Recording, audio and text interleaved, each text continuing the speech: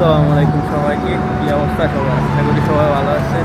আমি আলহামদুলিল্লাহ ভালো আছি। তো আজকে আমি চলে যাচ্ছি মুন্তাজা পার্ক। চলেন দেখে আপনারা মুন্তাজা পার্ক। তো গাইস, এখন বাজে বিকেল 3টা, আর এই সময় আমি বাসা থেকে বের হয়ে নিচে এসে দেখি দুইটা পাখি একটা গাড়ির উপরে অনেক সুন্দর টাইম স্পেন্ড করতেছে। তখন আমি ওদের ভিডিওটা নিয়ে দেন আমি আস্তে আস্তে সামনের দিকে হাঁটতে থাকি এই রোদের ভিতরে। আর যেহেতু এখন শীতকাল, তো রোদ এত বেশি গায়ে লাগে না। তো আস্তে আস্তে আমি চলে আসি আমাদের বাসার নিচে যে সিগন্যালটা আছে ওই সিগন্যালের কাছে।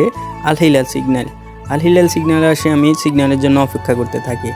আর ওইদিকে আমার একজন বাঙালি বাইকে দেখা যাইতেছে নিজ সাইকেল নিয়ে দাঁড়িয়ে আছে। আর আল হিলাল সিগন্যালে দাঁড়িয়ে দাঁড়িয়ে আমি যত দামি দামি গাড়িগুলো আছে সকলগুলা দেখতেছি। এখানে অনেকগুলা গাড়ি আছে, স্পোর্টস কার আছে, ওগুলো আমি দেখতেছি, এনজয় করতেছি। আর আপনারা তো জানেন কাতার অনেক রিচ, আর এদেশের মানুষজন অনেক দামি দামি গাড়িগুলো ব্যবহার করে।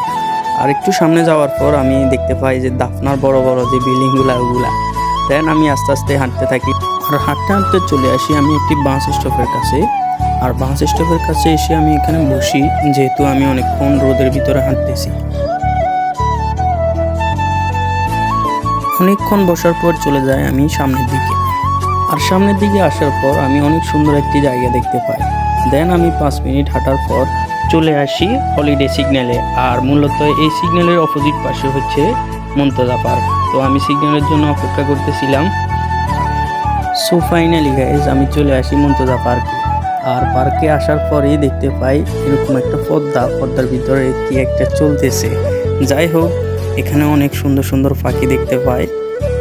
আর এই সব কিছু দেখে আমার মনে হচ্ছিল না যে আসলে আমি কাতারে আছি, আমার মনে হচ্ছিল আমি বাংলাদেশে আছি। অনেক সুন্দর জায়গাটা, অনেক ন্যাচারাল। দেন আমি আস্তে আস্তে ভিতরের দিকে প্রবেশ করি। এখানে বসার জন্য বেঞ্চ রাখা আছে। আর যেহেতু প্রায় আমি 2 কিলোমিটার হেঁটে হেঁটে আসি, তাই এখানে অনেকক্ষণ বসি আমি অনেকক্ষণ বিশ্রাম নিই। আর গাইস, পার্কটা ছিল অনেক সুন্দর। আসলে আমার বলার মতন ভাষা নেই, এরকম সুন্দর ছিল পার্কটা।